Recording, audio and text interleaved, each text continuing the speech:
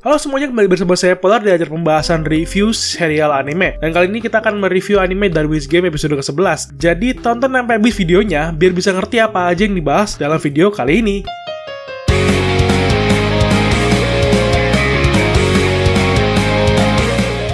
Cerita ending dari season 1 serial Darwin's Game. Di sini kita bisa melihat bahwa di awal ceritanya sudah melanjutkan cerita sebelumnya di mana teman Kaname sudah dihabisi dan dipotong-potong oleh Wang. Atau sebagian besar dari kalian menyebutnya itu Wan, angka 1. Di sini letak final trigger untuk Kaname agar dia bisa berubah menjadi lebih ke pembunuh aslinya. Karena kita bisa melihat perubahan dari Kaname yang awalnya naif-naif lembek seperti tahu dan sekarang bisa menjadi keras sekeras batu beton gitu ya. Dan kita juga bisa melihat perubahan Kaname ini bukanlah satu-satunya hal yang paling kita tunggu di sini. Karena akhirnya kita bisa melihat bahwa Kaname ini sudah bisa mengalahkan Clan A dan yang pastinya sudah bisa mengalahkan Wang. Ya walau yang ngalahin si Wang itu suka, namun tetap aja teman-teman, ini menjadi sebuah episode yang sangat memuaskan karena bisa melihat Wang itu bisa menderita kesakitan. Karena kalau kita lihat sendiri, ngalahin dia itu cukup gampang gitu ya.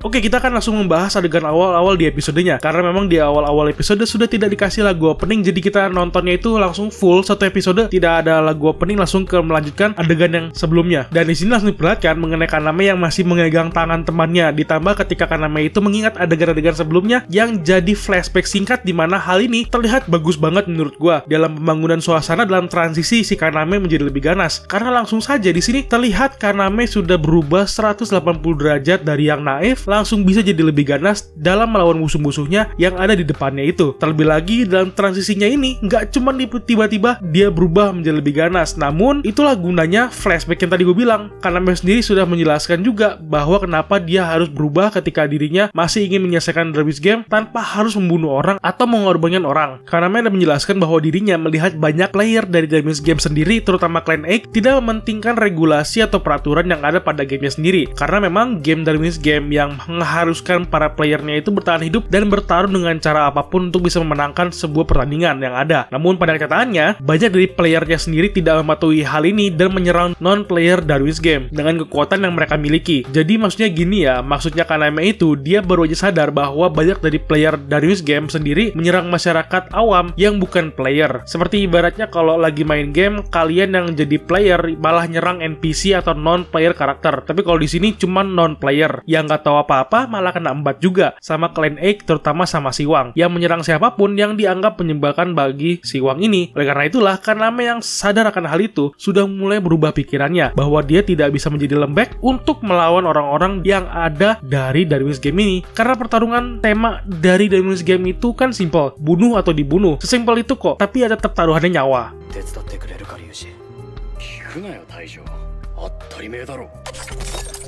Dalam pertarungan antara Kaname dengan Clan A itu juga bisa terlihat perubahan drastis Kaname itu nggak cuma dari perilakunya aja, namun dalam pertarungan yang bisa dibilang luar biasa nggak karuan dalam pergerakan yang dilakukan oleh Kaname. Karena ketika Wang sudah terfokus pada Suka, di sini letak tugas Kaname dengan Ryuji dalam melawan anak buahnya dari Wang ini yang masih bertugas untuk melawan Kaname. Namun ketika mereka ingin mulai mengarahkan senjata mereka ke arah Kaname dan Ryuji, langsung saja mereka duluan yang ditembak sama Kaname karena pergerakan Kaname sendiri yang sudah menguasai persenjataan apapun yang sudah ditiru olehnya. Karena seperti kita tahu bahwa kemampuan Kaname yang dapat meniru semua benda yang dipegang itu atau disentuh olehnya, ini nggak cuma meniru aja, namun Kaname bisa langsung mengetahui kegunaannya dalam sekali sentuh. Ya hal ini tentunya sudah menjadi ending dari lawan-lawan yang melawan Kaname ya. Tinggal menunggu ajal aja menjemput.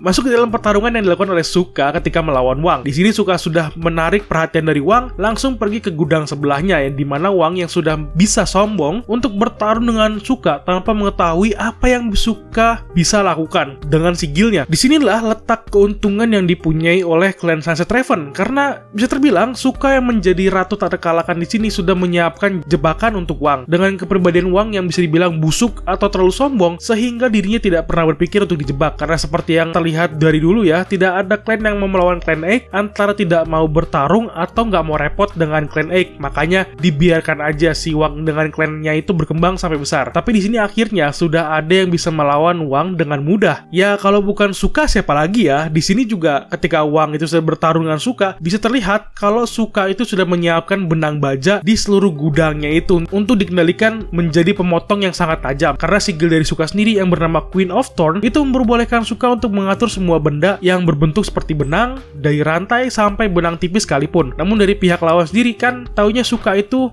pakai rantai doang, jadi pemikirannya nganggapnya kalau Suka itu hanya bisa mengendalikan rantai. Tapi tahu-taunya kan, si Suka itu bisa mengendalikan kawat baja yang bisa memotong badan sekalipun. Mampus deh tuh si Wang. Ya sebelum dibunuh disiksa dulu kan, biar pada puas kan ya. Si karakternya yang ngepotong badannya si Wang yang puas, dan kita juga yang sebagai penonton ngelihatnya puas banget ya.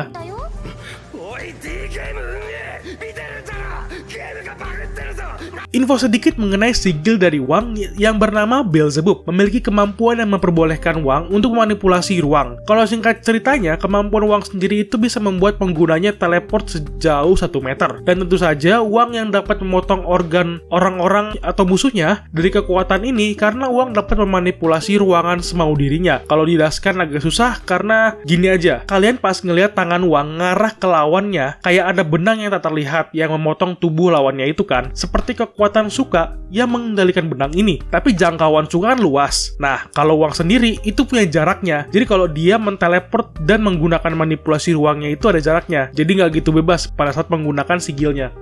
Nah, ketika Wang yang sudah kehabisan akal untuk berbuat apa, di mana dia sudah terperangkap oleh Suka di kawat benangnya, di sini Wang sudah bisa merasakan keputusasaan yang luar biasa dikarenakan sudah tahu akan kalah dari klan Kaname. Wang yang saking takutnya malah sigil miliknya itu yang tiba-tiba ke-upgrade ya, karena dia nggak mau mati pada saat itu. Tiba-tiba sigil miliknya yang naik pangkat atau naik level lah kasarnya. Jadi dia tiba-tiba terteleport keluar gudang dengan kekuatannya sendiri, yang padahal dia hanya bisa teleport 1 meter, dan di saat terjepit dia bisa teleport lebih dari 1 meter. Tapi ya gitu ya, ketika sudah di bawah sudah dimulai adegan yang paling kita tunggu, rasa putus asa dari musuh laknat kita ini ya.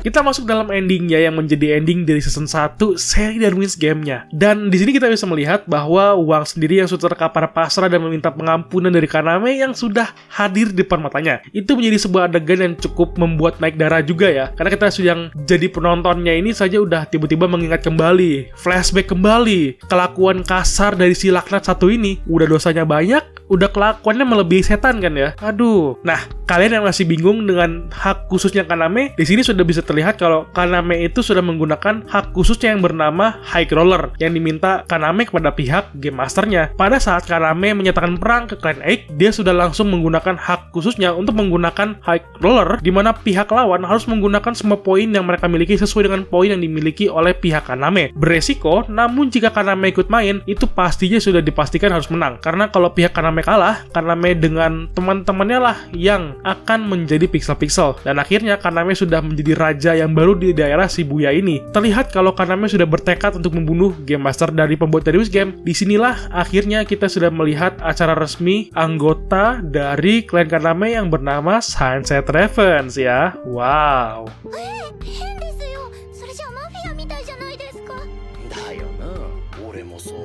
Kalian yang sudah nonton episode 11 ini pasti sudah melihat setelah pertarungan yang dilakukan oleh Kaname, semua orang yang menjadi player Darwin's Game kebanyakan sudah dihabisi oleh klan Sunset Ravens. Dimana hal ini memang sengaja dilakukan oleh Kaname untuk menakuti para player agar tidak melakukan pertarungan di daerah Shibuya atau mendapatkan poin dengan cara lain harusnya. Memang cara Kaname sendiri untuk menakuti para player dari Darwin's Game ini terlihat sudah cukup benar menurut gua, karena memang kan kalau kita nggak nakutin dengan cara kasar atau yang cara ekstrim kayak gini, nggak mungkin tuh pada mau nurut, apalagi dengan tingkat klan Kaname yang masih kecil. Jadi butuh sesuatu yang ekstra untuk yang dapat memberikan impact yang besar kepada para player dan klan lainnya. Dan ada satu hal lagi di mana hal baru ini adalah klan Kaname sekarang sudah punya seragamnya masing-masing ya, dengan baju hitam semua. Jadi jaket Kaname yang selalunya putih sekarang sudah bisa berubah menjadi jaket hitam. Sama seperti lambang dari klan Sunset Raven yang berbentuk gagak berwarna hitam gitu. Lalu tentu saja bahwa di ending episode, kita sudah bisa melihat karakter baru yang sedang ditelepon sama Game Master, yang masih menjadi misteri orang ini sebenarnya siapa dan dari dunia mana. Namun spekulasi saya sendiri, dia dari dunia yang berbeda dari yang ditinggali oleh Kaname. Yang saya maksud adalah cowok yang sudah menghabisi banyak orang yang di dalam ruangan itu ya, di adegan terakhirnya itu. Di situ juga Game Master sudah bilang untuk tidak menyentuh subjek mereka, yaitu Kaname. Jadi memang Kaname itu sudah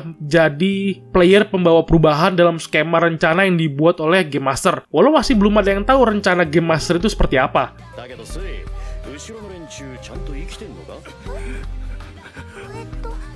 Lalu, kalian pasti sudah menyadari bahwa anime ini kemungkinan besar akan mendapatkan season 2. Dikarenakan adegan yang ada pada ending, maksud saya paling ending di episode 11 kali ini. Dikarenakan di sini kita bisa melihat ada adegan yang tiba-tiba muncul ketika Kaname sedang menggerutu dan mengutuk Game Master yang mengirim dia dalam event terbaru. Jadi disinilah sebuah kepastian untuk kita para penonton bahwa anime ini tidak akan berhenti di sini saja. Dan pastinya akan dapat seri selanjutnya, yaitu akan dapat season 2. Sebuah kepastian yang sangat mengembirakan untuk kalian yang tidak mau baca komiknya dan hanya ngikutin animenya aja. Dan tentu saja, saya pun yang baca komik dan nonton animenya sangat menantikan season 2-nya. Oke, itu aja pembahasan gue mengenai anime dan music game episode ke-11. Bagaimana pendapat kalian mengenai episode kali ini? Tulis kolom komentar ya. Dan jangan lupa bantu share video ini ke semua sosial media kalian. Dan jangan lupa juga untuk subscribe untuk membantu menyemangati gue untuk terus bikin video. Thank you and bye-bye.